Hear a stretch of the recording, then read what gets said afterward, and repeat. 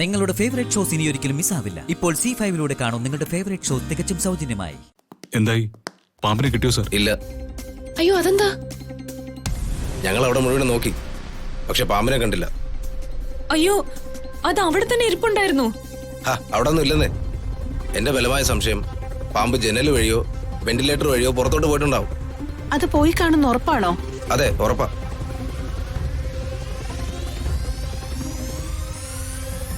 എന്നാ ഞങ്ങൾ ഇറങ്ങട്ടെ.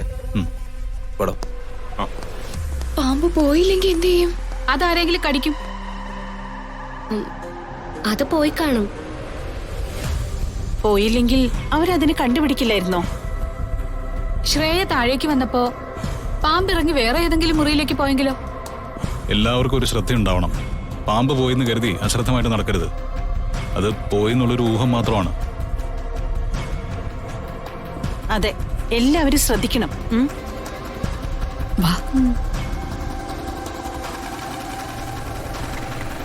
ഗംഗേ, മാളു എവിടെ?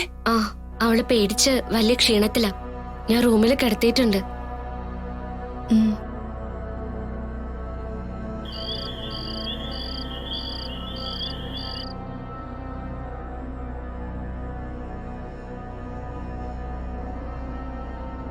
മാളു എന്താ ഉറങ്ങാത്തെ?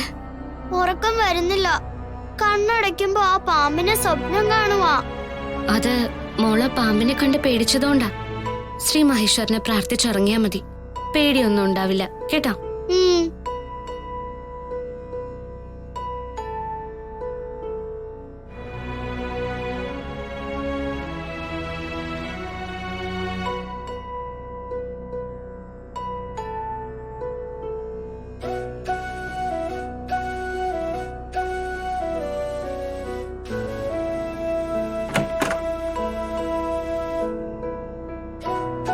മോള് കണ്ണടച്ചുറങ്ങിക്കോ.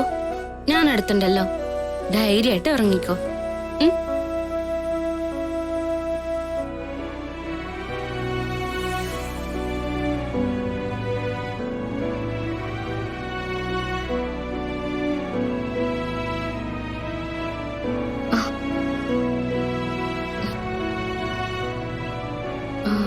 മഹേട്ടാ, എന്തുപറ്റി?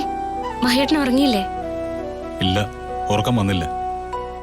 എനിക്കെന്തോ ആ പാമ്പ് പോയിട്ടില്ല എന്നൊരു തോന്നല്. അച്ഛനും എന്നെ പോലെ പേടിച്ചു വന്നതാണോ? ഗംഗയ്ക്ക് പേടിയില്ല. അച്ഛൻ ശ്രീ മഹേശ്വരനെ പ്രാർത്ഥിച്ചിട്ട് കിടന്ന കണ്ണടയ്ക്കുമ്പോ പാമ്പിനെ കാണില്ലെന്നാ ഗംഗ പറഞ്ഞത്. അതെ, ഗംഗ പറഞ്ഞത് ശരിയാ. മഹേട്ടൻ പേടിക്കണ്ട. അവര് പറഞ്ഞതുപോലെ ആ പാമ്പ് പോയിട്ടുണ്ടാവും. മഹേട്ടൻ പേടിക്കണ്ട. അവര് പറഞ്ഞതുപോലെ ആ പാമ്പ് പോയിട്ടുണ്ടാവും. മഹേട്ടൻ പോയി കിടന്ന് ഉറങ്ങിക്കോ. ഞാൻ പോയിക്കോളാം. ഗംഗേ, മോളെ മുറി കൊണ്ട് കിടത്തും. ശരി മഹേട്ടാ. മോളെ,